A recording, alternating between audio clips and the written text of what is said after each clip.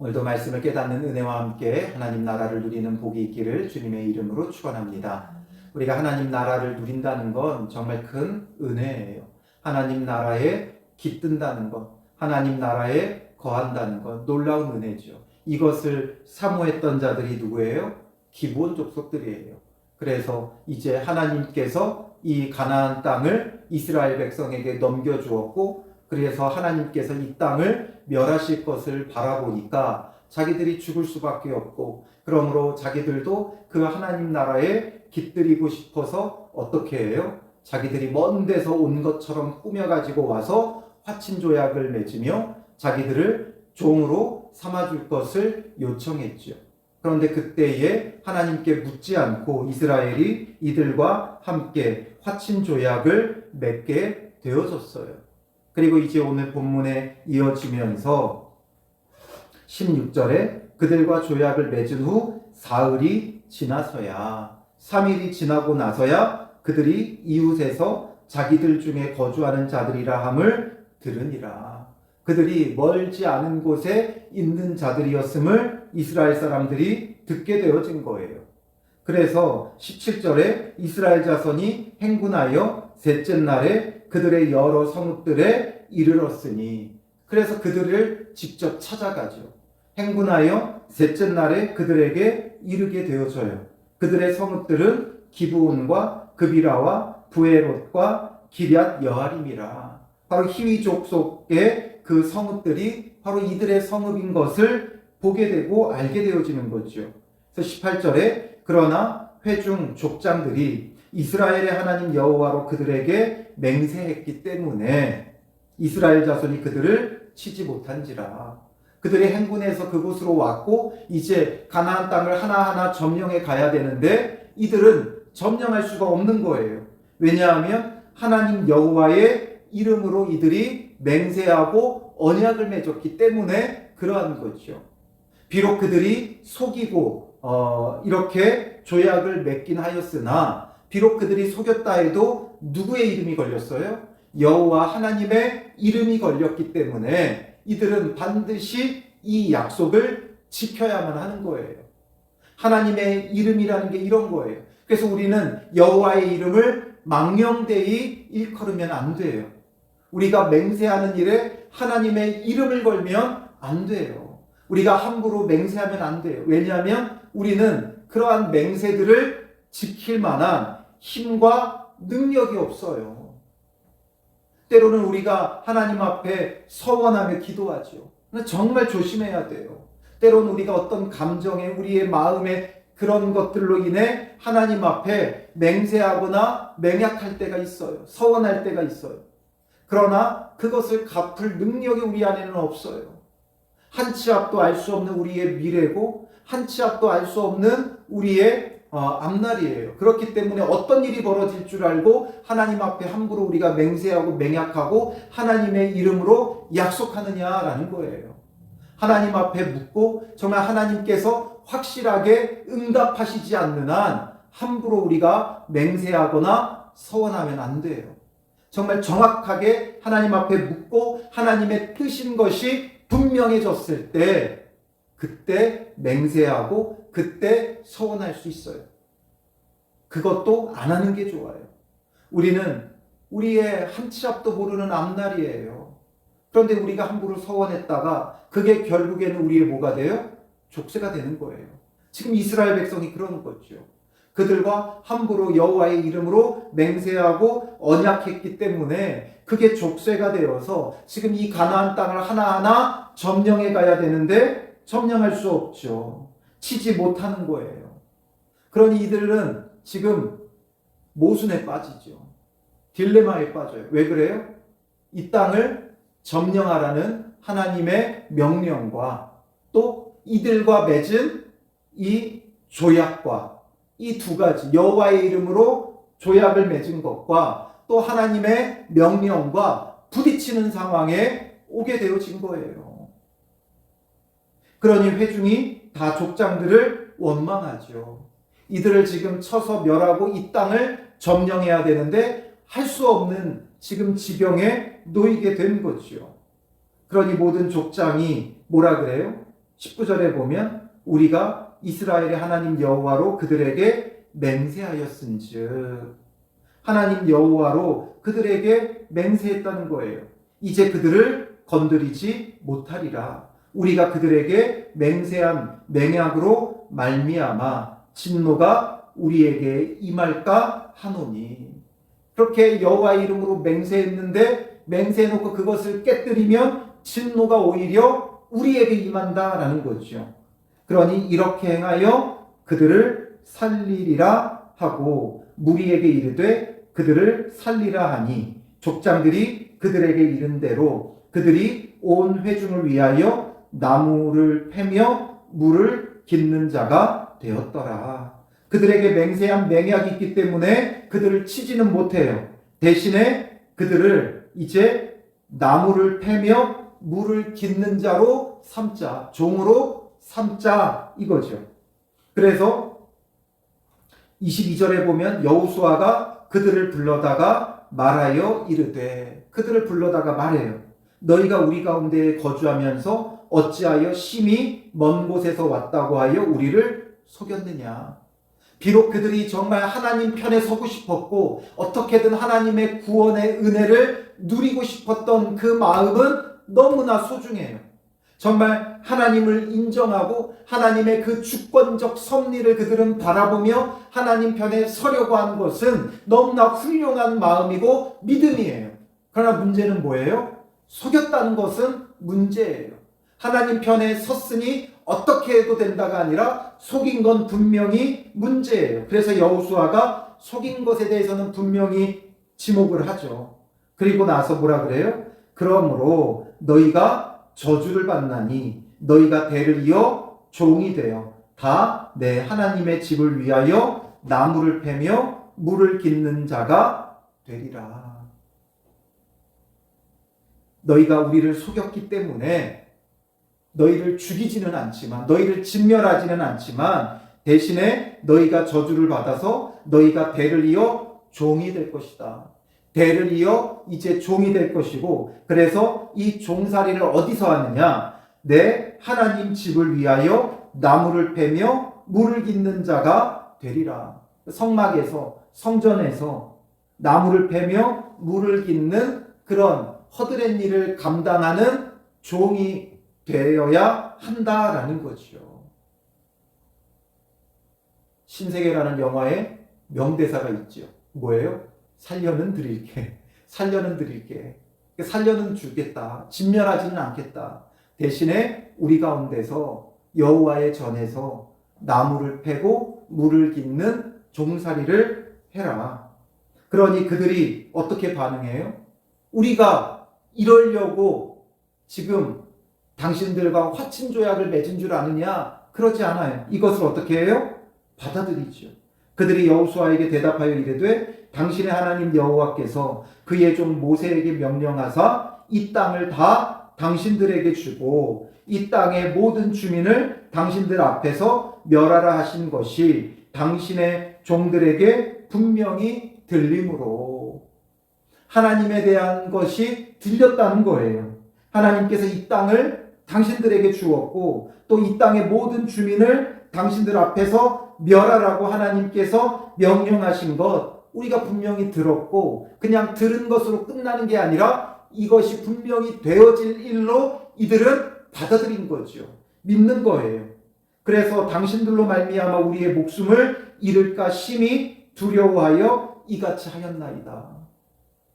하나님의 명령대로 되어질 것이기 때문에 우리는 두려워서 이렇게 했다. 하나님을 온전히 인정하는 거예요.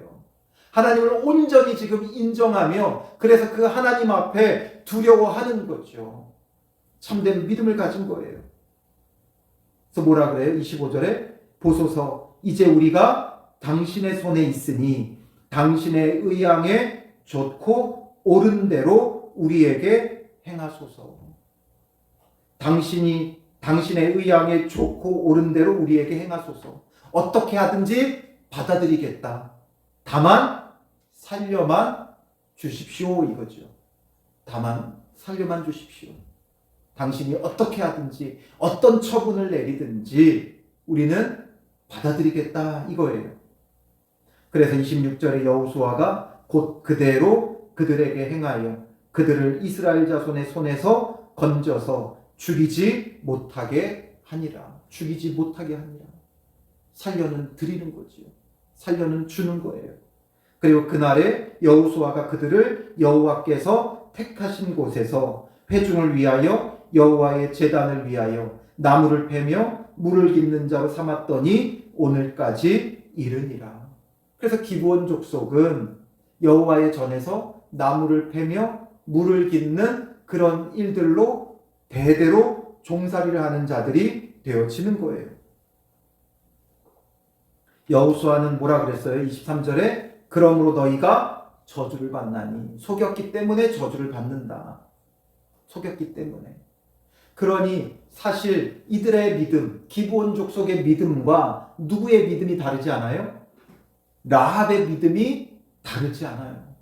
고백하는 것이 똑같죠. 하나님의 그 주권적 섭리를 인정해요. 하나님께서 이 땅을 이스라엘 백성에게 넘겨주셨고 또 이제 이스라엘이 하나님의 명령을 따라 이 땅을 진멸할 것을 고백하죠. 이 모든 것에 하나님의 주권적 섭리가 있음을 믿어요. 그런데 이 기브온 족속의 다만 문제는 속였다는 거예요. 그들이 정말 항복하고 그들이 이 믿음의 신앙의 고백을 하며 나왔다면, 있는 그대로 나아왔다면 하나님은 어떻게 하셨을까요? 가나안에 있는 7 족속을 진멸하고 살려두지 말고 화친을 맺지 말라고 하나님께서 명령하셨었죠. 그러나 하나님의 구원의 은혜는 늘 우리의 상상을 초월해요. 크고 놀라워요. 그러니 이 가나안 땅 가운데 기생 라합과 그의 가족을 건져내시죠. 그리고 이 기브온 족속을 살려주세요. 그러니 우리가 거짓으로 행하지 않아도 정말 하나님 앞에 두 손 들고 나오면, 하나님을 인정하고 고백하고 나오기만 하면, 괜히 잔머리 쓰고 잔꾀를 내지 말고 있는 그대로 주님 앞에 나와 나의 죄인됨을 토로하고 회개하고 예수 그리스도의 구원을 바라고 구하기만 하면 하나님은 놀라운 은혜로 우리를 용서하시고 용납해 주세요. 어떻게 저런 자도 용서합니까? 우리는 말할 수 있지만 아무리 흉악한 범죄자라도 정말 자기의 죄를 깨닫고 회개하고 돌이키며 주님 앞에 나오면 주님의 구원의 은혜를 겪는 거예요. 저런 자가 받는 구원이라면 나도 당연히 받아야 되지 않느냐. 우리는 그렇게 생각할 수 있죠. 그러면 그 사람은 정말 자기 죄를 깨닫지 못해요. 누군가만 흉악한 게 아니라 모든 사람은 죄인이에요. 모든 사람은 흉악한 죄인이에요. 다만 기회가 있어서 그 죄가 표출된 사람과 기회가 없어서 마음으로만 품는 자의 차이인 거죠. 그러니 그것이 표출되지 않도록 나를 지켜주신 하나님의 은혜가 더 큰 거죠. 그 사람을 용서해 준 하나님의 은혜도 크지만 나로 하여금 그런 죄 범하지 않도록 지켜주신 하나님의 은혜가 더더욱 큰 거예요. 다르지 않아요. 사람은 다 똑같아요. 궁지에 몰리면 자기의 이익을 따라 욕심과 정욕을 따라 행하는 게 사람이에요. 다르지 않다니까요. 그러니 주님 앞에 두 손 들고 나오면 아무리 하나님이 진멸하고 화친 조약을 맺지 말라고 했다 할지라도 이들이 하나님을 인정하고 주님 앞에 두 손 들고 나오면 주님께서 그를 맞아주시지 않겠어요? 그런데 이들은 거짓으로 속인 것 때문에 대대로 종이 돼요. 그래도 대대로 종이 되기는 했지만 잘 생각해 보세요. 그런데 놀라운 건 종도 누구 집에서 종살이 하느냐가 중요해요. 악독한 자의 집에서 종살이 하는 자랑 정말 훌륭한 인품 좋은 사람의 집에서 종살이 하는 사람이 다르죠. 아브라함 집에서 종살이 하는 사람과 라반의 집에서 종살이하는 사람의 대우가 다른 거예요. 그런데 이들은 어디서 종살이하게 돼요? 하나님의 집에서. 여호와께서 택하신 곳에서 여호와의 제단을 위하여 나무 패며 물을 깃는 자들로 삼았다라는 거죠. 종살이이기는 하지만 그러나 하나님 편에 섰기에 그 악한 자들 속에서 하나님의 심판과 진노와 멸망이 임할 수밖에 없는 가나안 땅에서 하나님을 인정하고 나아오니까 비록 속인 것이 잘못이 되어 종살이를 하게 되긴 하지만 그 믿음으로 인하여 그들은 어디에서 종살이 한다고요? 하나님의 집에서, 여호와께서 택하신 곳에서 여호와의 제단을 위해 일하는 자들이 된 거예요. 본래 이 일들은 누구의 일이었어요? 레위 지파가 하던 일이었죠. 영적 장자였던 레위 지파가 하던 일이었어요. 그 일을 맡아 감당하는 자들이 되었다라는 거죠. 그러니 오늘 우리에게 중요한 건 무엇입니까? 이 하나님의 주권적 섭리를 인정하고 주님 앞에 나아오기만 하면 하나님의 그 구원의 은혜가 있다는 거예요. 그래서 이 기본 족속은 성전에 종살이를 하지만 이것이 종살이로 보면 고통스러운 거지만 하나님의 집에서 종살이를 한다는 것 얼마나 복된 일인지 몰라요. 시편 기자는 시편 84편 10절에 이렇게 고백해요. 주의 궁정에서의 한 날이 다른 곳에서의 첫날보다 나은즉 악인의 장막에 사는 것보다 내 하나님의 성전 문지기로 있는 것이 좋사오니 고백하죠. 궁정에서의 한 날이 다른 곳에서의 첫날보다 낫다라는 거죠. 고통스러운 곳에서의 첫날을 사는 것보다 정말 참된 은혜가 있는 복된 곳에 하루가 낫다는 거예요. 그러니 악인의 장막에 사는 것보다 죄 아래 뒹구는 것보다 차라리 하나님의 성전 문지기로 있는 것이 좋다 고백을 하죠. 그러니 기브온 족속에게 여호수아는 저주를 받아 너희가 대를 이어 종이 된다고 했지만 그러나 하나님은 이것을 무엇으로 바꾸시는 거예요? 복으로 바꾸시는 거예요. 그러니 성전 안에 거하면서 이들이 성전 안에서 어떻게 함부로 살 수 있겠어요? 우리도 다 그렇잖아요. 세상에 나가서는 우리의 악한 모습이 그대로 드러나지만 교회 안에서만큼은 우리의 언행이 절제되죠. 이들이 성전 안에서 종살이를 하니까 얼마나 경건하고 거룩하게 살았겠어요. 함부로 행동할 수 없죠. 함부로 행동했다가는 제사장들과 대제사장에게 경을 치죠. 그러니 매사 조심하며 경건하고 거룩하게 사는 복된 은혜를 이들이 누렸다라는 사실을 우리는 놓치면 안 돼요. 이런 은혜가 있기 때문에 이방인인 우리에게도 구원의 기회가 주어진 거예요. 원천적으로 차단되어 있었다면 복음은 이스라엘 안에 갇혀 있을 것이고 유대인들만의 복음이 되었을 거예요. 그러나 구약도 복음이 유대인들의 구원처럼 아브라함의 구원처럼 보여지지만 곳곳에 이방인들의 구원이 이루어져 가요. 계속해서 보면 이방인들이 등장하고 이방인들의 구원이 나타나죠. 기생 라합뿐만 아니라 룻기의 주인공인 룻도 여러 곳에서 이런 이방인들이 들어와요. 그리고 그들도 구원을 함께 누려요. 그러니 하나님의 이런 은혜가 있기 때문에 복음이 전 세계로 퍼져나가며 이 한반도 끝에 살고 있는 우리에게까지 그 복음이 전해져 왔다는 거죠. 너무나 놀라운 은혜죠. 그래서 우리가 구원받는 거예요. 그러니 우리는 언제든지 하나님 편에 서야 되고 하나님의 주권적 섭리에 참여하는 자가 되어줘야 돼요. 하나님의 그 주권적 섭리에 반대하는 자들이 아니라 9장 1절이 어떻게 시작했어요? 하나님의 이 주권적 섭리에 반대하는 자들로 시작을 했죠. 이일 후에 요단 서쪽 산지와 평지와 레바논 앞 대연안에 있는 햇사람과 아모리 사람과 가나안 사람과 브리스 사람과 히윗 사람과 여부스 사람의 모든 왕들이 이 일을 듣고 모여서 일심으로 여호수아와 이스라엘에 맞서서 싸우려 하더라. 이들은 모여서 일심으로 맞서서 싸우려고 했어요. 누구와? 여호수아와 이스라엘에. 여호수아와 이스라엘에 맞서서 싸운다는 건 누구와 맞서서 싸운다는 거예요? 하나님을 맞서서 싸운다는 거죠. 하나님의 주권적 섭리가 이 여호수아와 이스라엘을 통해 가나안 땅을 점령하고 그 가운데 하나님 나라를 이루는 거예요. 그런데 이것에 맞서는 자들과 또 하나님 편에 서는 자, 하나님의 이 주권적 섭리에 참여하는 자로 분류가 되는 거예요.